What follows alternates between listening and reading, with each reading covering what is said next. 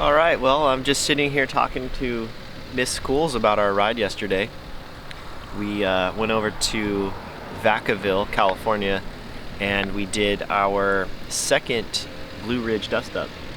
That's right. Yep.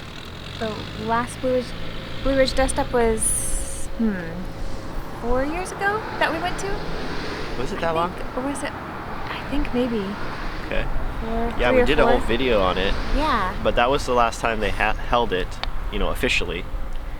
But this year our friend Javi, who organizes the ride, put on the event again. This is our second time, and Javi was telling us that we are now in the 2-time club. So that's right. Yeah. Yeah, so not a lot of people. The interesting thing is that this is a very challenging ride, and so it's hard to convince people to come back a second time. I just want a shot where I'm actually next to Javi. Otherwise, this is my only chance. It's gonna happen all day. Yeah. And I guess, let's talk a little bit about the actual route so that we can either encourage people to do it or discourage them, whatever the case is. It's a good route, and if you're in the area, I would definitely recommend checking out these 2 roads. The 2 roads are Mix Canyon and Gates Canyon roads, and I think it's actually Mix Canyon that is the steepest 1-mile section of paved road in California, if I understand that correctly. There's a whole website dedicated to this road, and I'm going to put a link to it down in the description. There's a cyclist who's a blogger who did a whole write-up about it, and it's a really good read if you're interested in that. And he talks about the gradient and just the challenge of the whole climb. Yeah. We felt it, and so we did both climbs yesterday. We did the Gates Canyon and Mix Canyon climb. How was it for you doing all that? Wow. Yeah, that was amazing to find out that could be the steepest 1-mile section, and it does feel. I mean, it's steep, really. Yeah. So steep is an understatement.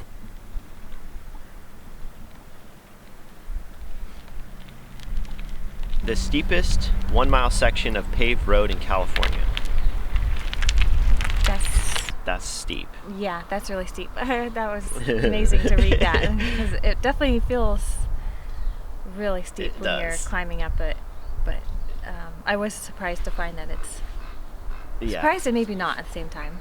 To find that it's the steepest 1 mile. Yeah. Sustained climb. Well, so he says. I mean, we can't confirm or deny it. We'll just assume it's pretty accurate, and maybe there's another road somewhere in somebody's neighborhood that's steeper for a mile. But this climb goes from Vacaville, California, all the way to the top of, I guess, what's called the Blue Ridge, and it is about, the elevation at the top is around 2,700 feet, and I think the elevation of Vacaville is probably around 400 to 500 feet or something like that above sea level. So it's a good 2,300 foot climb, and the last mile on Mix Canyon Road is brutally steep. It's a wall, and I have not found another road that I can think of that really has that type of climbing on it. A lot of roads have steep gradients in the middle of them, but not for that sustained mile like that one did. And it's steep building up to that mile as well. So it's not like you're not climbing to get there. You've already climbed a good probably 1,500 feet or so before you even hit that wall. Yeah. And then it's just straight up. So. Yeah, I was thinking, I was wondering if I was going to have to get off my bike and walk a couple times, but we managed to stay on. Yeah. Yeah. Now, I don't want to discourage people, because I don't want to make this sound like it's impossible to do. It's definitely one of those rides that you want to try at least and check it off the bucket list. But I don't want to discourage anyone. Good equipment can make this ride a lot more doable. So I thought, we'll talk about Miss Cool's bike. she rode the bike that's back here, and I did not ride that bike over there. I actually rode my gravel bike, and the gearing was adequate. I would say it wasn't perfect, but it was adequate. How was your gearing?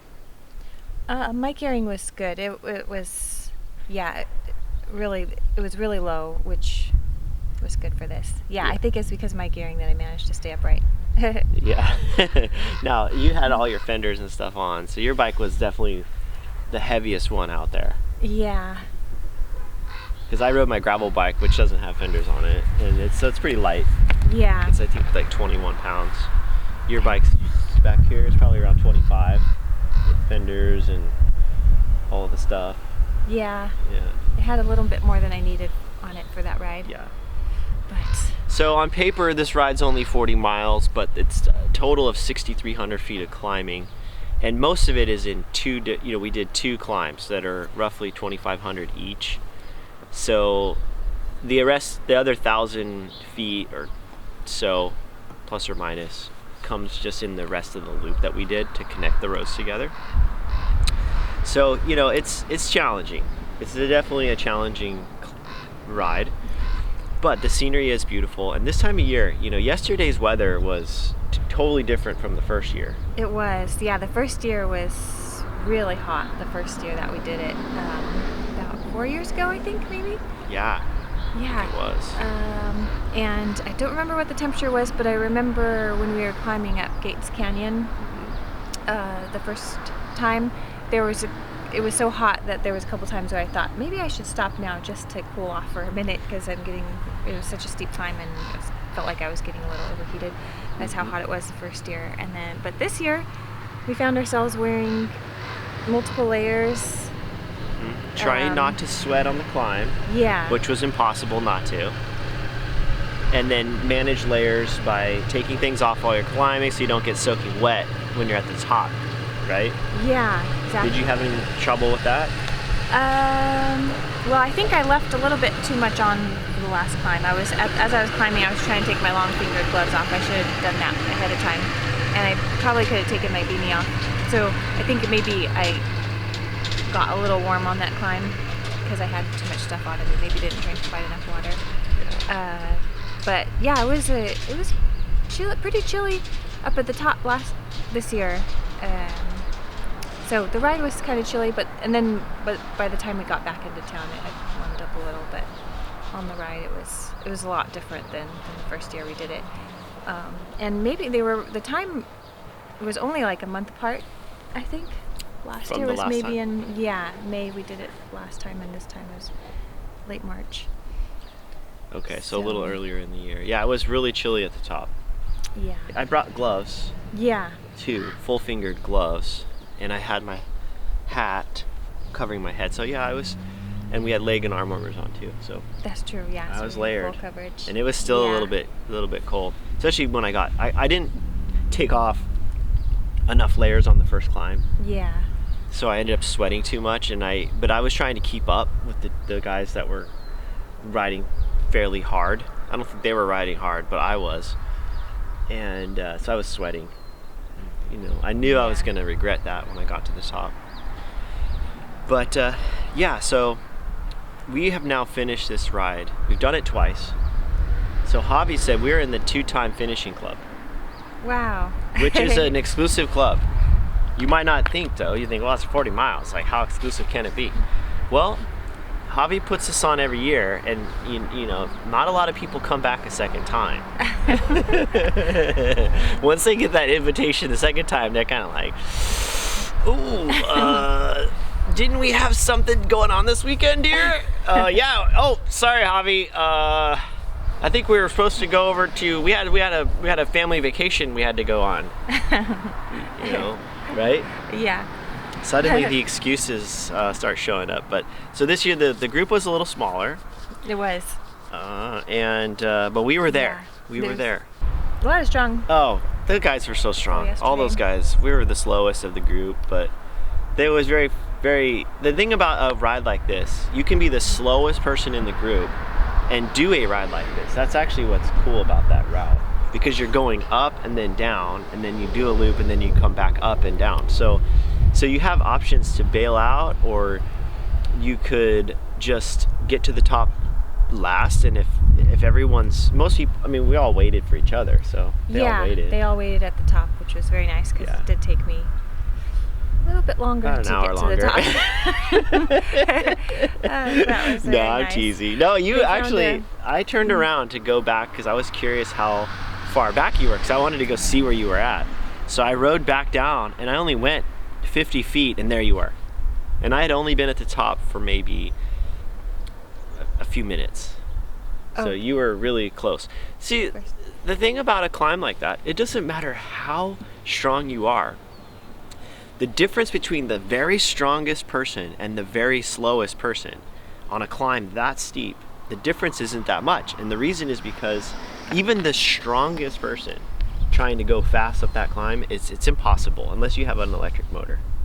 Yeah, and as long as, So you can be the slowest person, and you're only going to be a few minutes slower. as long as you're able to keep turning the pedals. Yeah, because even the fastest person is not going that fast. I mean, honestly, they're not going that much faster. Yeah.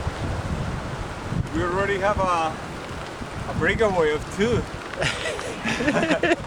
Don't worry, we're letting them dangle. Yeah. We're with Javi, so we're not even thinking about attacking this guy. No attacks. And if you look at the times on Strava, from like what I did yesterday, and I'm not in good shape right now.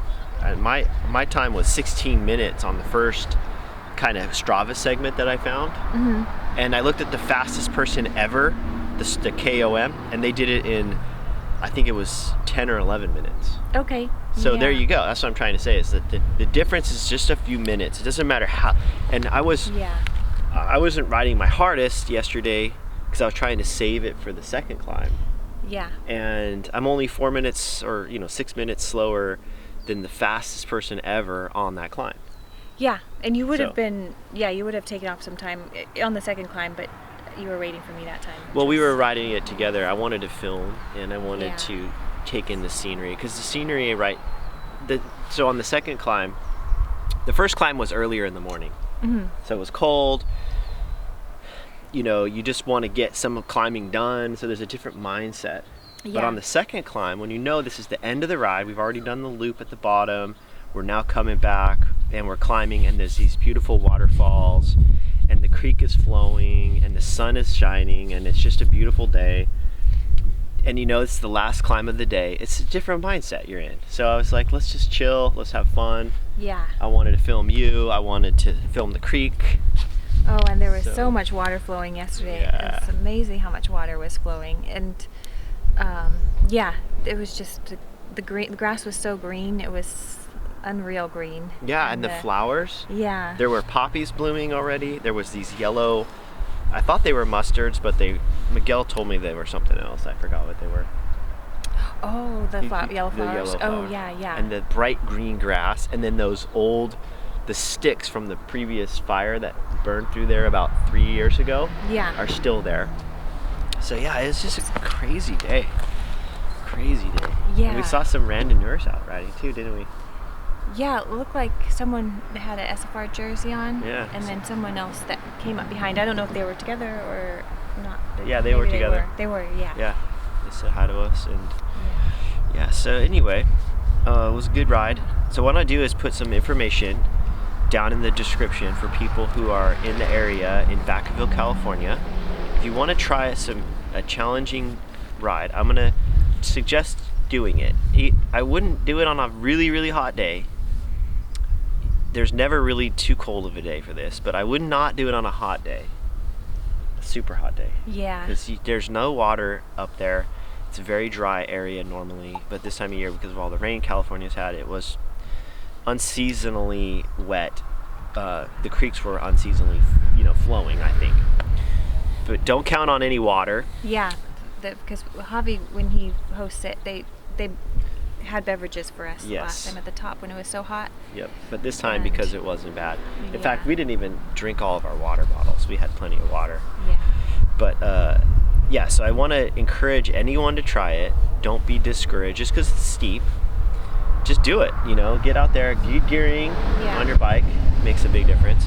And you can always walk the steepest section. It's like a mile, so you had to walk a mile. That's not that bad. And then you're at the top, and then you can see the views. What are some of the things we can see from the top? You can see everything. See everything. Yeah. Everything. Everything. The Sierra Nevada mountain range, Lassen, Shasta, Diablo, Mount Tam. Yeah. Snow Summit in Mendocino. That's like a 7,000 foot mountain. What was the one that Javi was saying is the smallest mountain range in the lower 48 states? You can see it's out in the Central Valley. I don't know if I heard him say it. Yeah, there is this little mountain range. It's considered, it's the smallest. It's technically a mountain range because it's all by itself. It's surrounded by a valley. Oh. But okay. Yeah, I forgot what it's called. We could look it up. We'll put a card. We'll put a little label at the bottom here. So yeah. So anything else that we should inform anyone that's curious about this? What to look out for, or just do it? Oh yeah, Ray's Cycle Service in Vacaville, California. Oh yeah. We stopped in there to get supplies because we didn't have anything with us because we thought there was going to be a rest stop at the top. Guess we didn't read this very was the closely, pared the down. email very closely. This was the pared down year, and that makes sense because the weather was fine and we didn't need it, but we didn't come prepared, so we had to stop at Ray's Cycle. Thank you very much, Ray, for your hospitality. Thanks for hooking us up with some snacks for our ascent and descent. Yeah. And they're right there in Vacaville, California, so check out Ray's Cycle Service. Seems like an old school bike shop, like been there meaning it's been there a while. So kind of a monument of Vacaville for the cycling community, I'm sure. And the guy that worked there said he rides all the way out to the coast sometimes to do some pretty epic rides. That's a long ride, yeah. It's a big ride from there. Big ride from there. That's next level. So right on, Miss Coles. Thank you for helping me recap this. Thank you for helping me on the ride yesterday. I was pushing you up the hill the whole time. True. Yeah. Pushed you from behind. No, I did not. You were Alberto Contador's nemesis yesterday on the climb. Let's just say people were graciously waiting for me yesterday. No way, dude. They had just got there. So, all right. Well, I need some more coffee. I'm gonna go get some more coffee. And if we think of anything else, we'll jump back in. We'll jump back in. In the meantime, thank you, Javier and Aaron for hosting. It was really fun, and for inviting us out again. And we'll see you next year. We'll be on the Triple Crown. Whoa. Triple Crown 2024. Triple Crown of Blue Ridge Dust Up. Wow. We'll be Triple Crown winners. Amazing. Wow.